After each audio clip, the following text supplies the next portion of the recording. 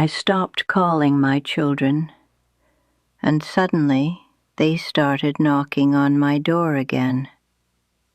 For years I called every day, and every day I ate alone. The chair across from me stayed empty. The soup cooled, untouched. The phone stayed silent. I thought if I kept reaching out, they would remember me. I thought if I kept dialing, they would come. But the more I called, the more distant they seemed. Sorry, Mum, busy today. We'll come soon.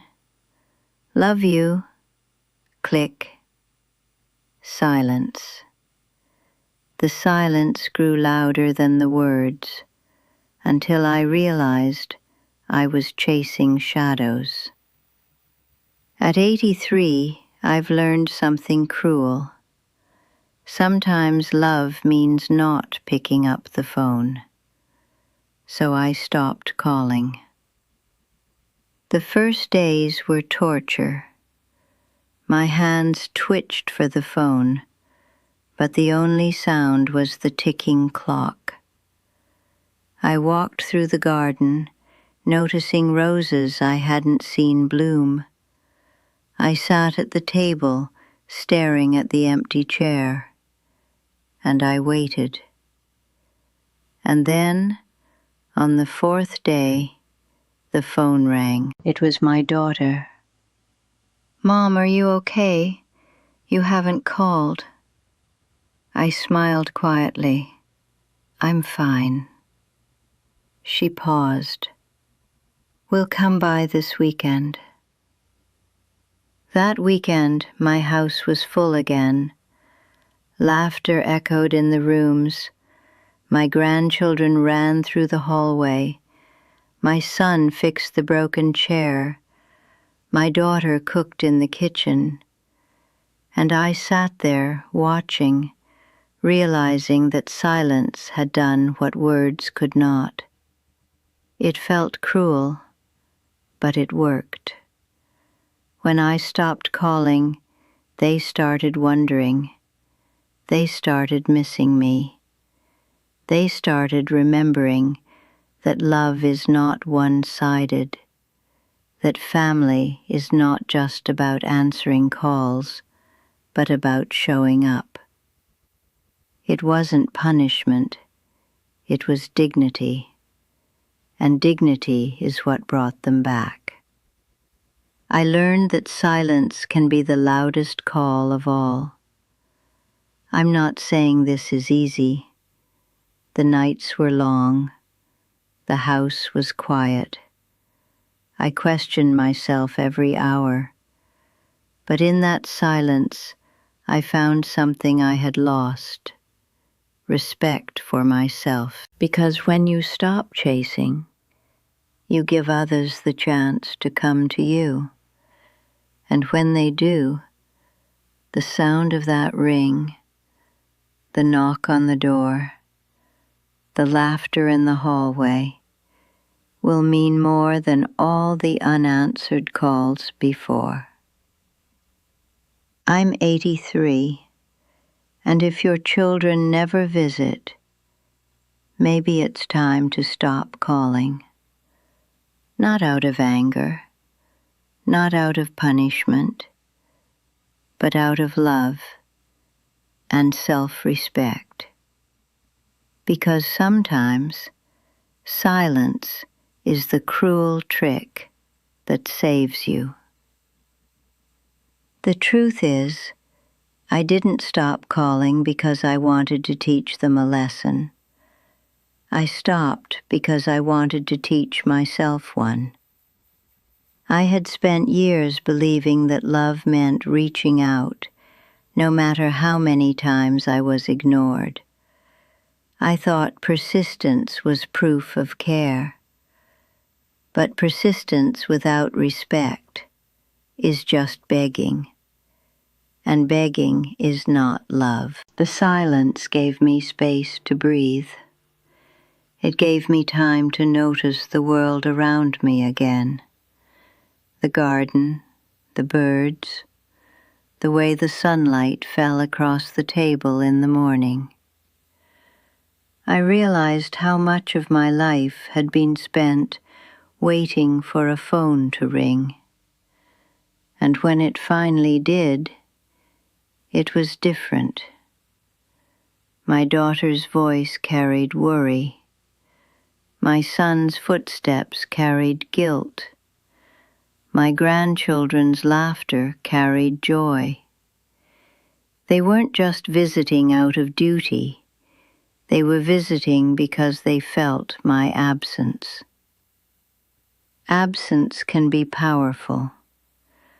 I remember sitting in the living room that weekend, watching them move around the house. My daughter stirred soup in the kitchen, humming softly. My son tightened the screws on the chair that had wobbled for months.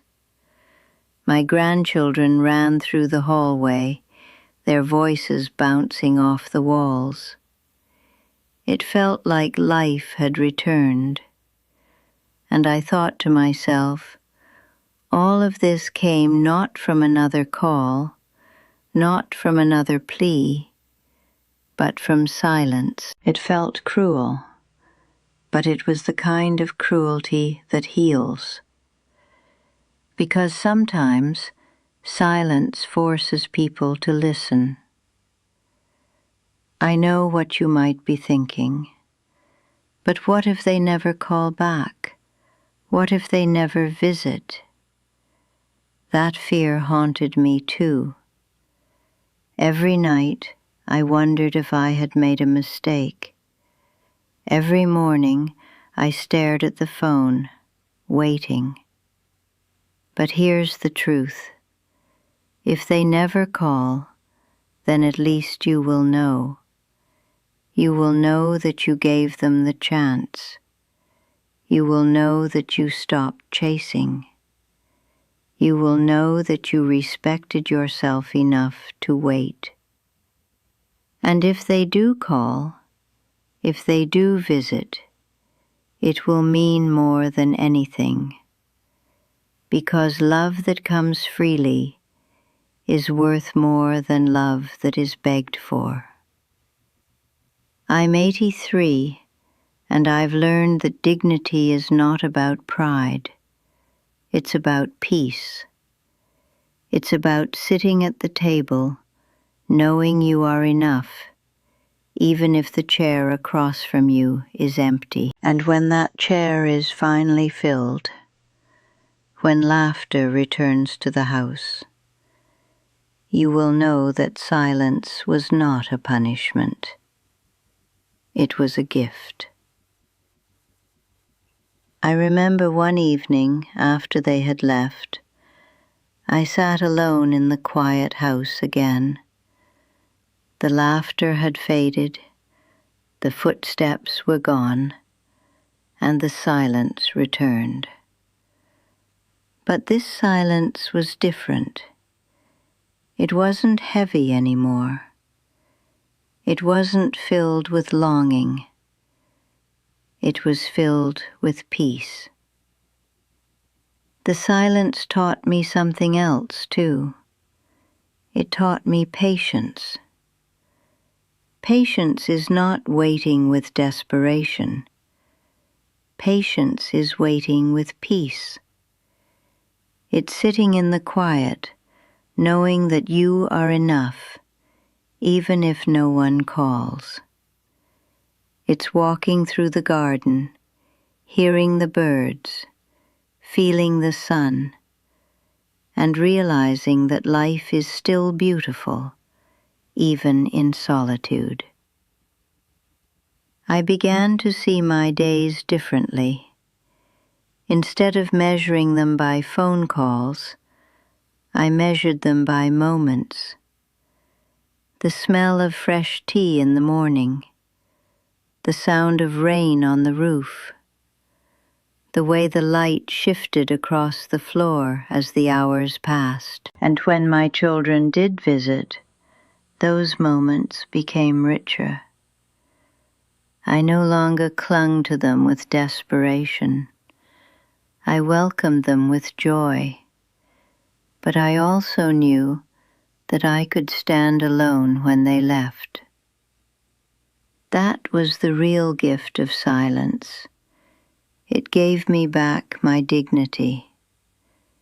Because dignity is not about pride, it's about balance. It's about knowing that love should flow both ways.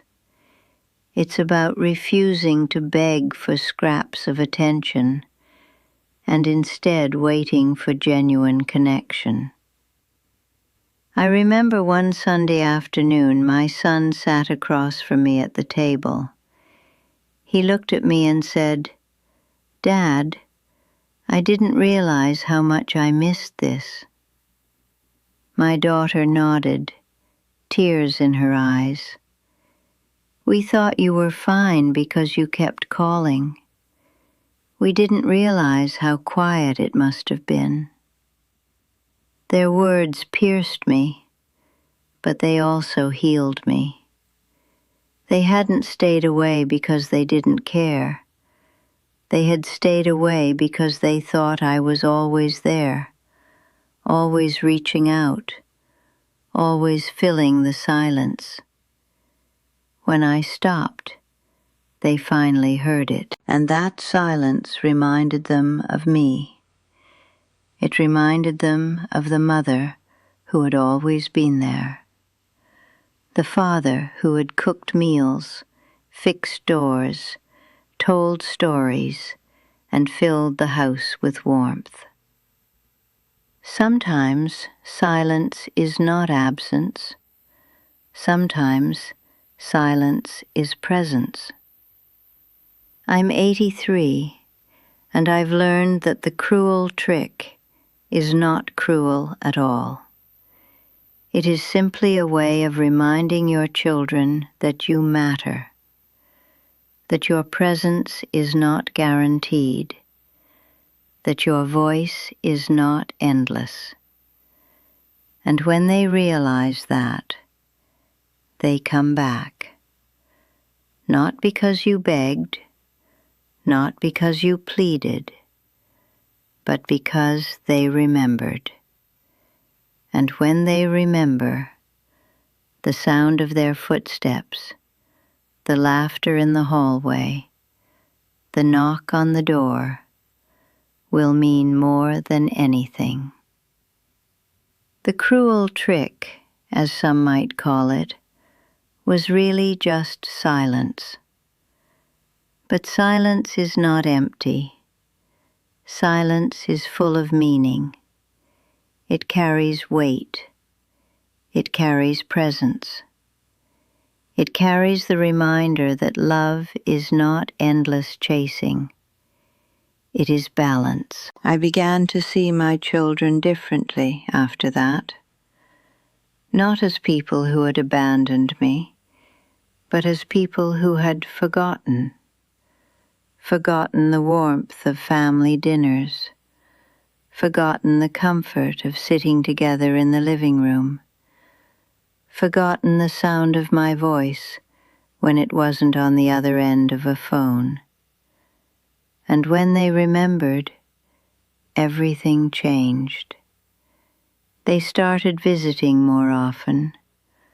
Not every day, not even every week, but enough to fill the house with laughter again, enough to remind me that I was not alone, enough to remind them that family is not just about words, but about presence. I realized that sometimes the cruel trick is not cruel at all. It is simply a way of restoring balance, because love should not be begged for. Love should not be demanded. Love should not be forced. Love should be given freely. And when it is, it feels different. It feels stronger. It feels real. I'm 83, and I've learned that silence can be the loudest call of all. So if your children never visit, if your phone stays silent, if your chair stays empty, maybe it's time to stop calling. Not out of anger, not out of punishment, but out of love and self-respect. Because sometimes silence is the cruel trick that saves you. And when they finally knock on your door, when they finally sit at your table, when they finally laugh in your hallway, you will know that silence was not empty. It was full of meaning. It was full of dignity. It was full of love. Because I knew they would come back. That weekend had reminded them of something they had forgotten, the warmth of family, the comfort of home, the presence of a mother who had always been there. And I realized that sometimes absence makes love louder. I thought back to my younger years when I was the one too busy. I remembered the times I told my own parents, "I'll visit soon," and then let weeks slip by. I remembered the guilt I carried when I finally walked through their door. And now, decades later, I saw the same pattern repeating. Life has a way of circling back. And maybe that's why silence works. It forces people to feel what they've been ignoring. It forces them to notice the empty chair, the unanswered call, the missing voice. I didn't stop calling to punish them. I stopped calling to remind them that love is not endless chasing. It is presence. The next time they visited, it wasn't because I had begged. It was because they wanted to. My son brought his tools and fixed the squeaky door. My daughter brought fresh bread and filled the kitchen with the smell of home. My grandchildren filled the rooms with chaos and joy. And I sat there, quietly, knowing that silence had given me back my family. It felt cruel, but it was the kind of cruelty that heals. I know many of you listening might feel the same ache. You call, and no one answers. You wait, and no one comes. You sit at the table, staring at the empty chair, and you wonder if you matter anymore. You do. But sometimes the way to remind them is not to call louder, but to stop calling at all. It's not easy. It hurts. It feels like giving up. But it's not giving up. It's letting go. It's giving them the space to remember you. And when they do, when they finally knock on your door, you will know that silence was not empty. It was full of meaning.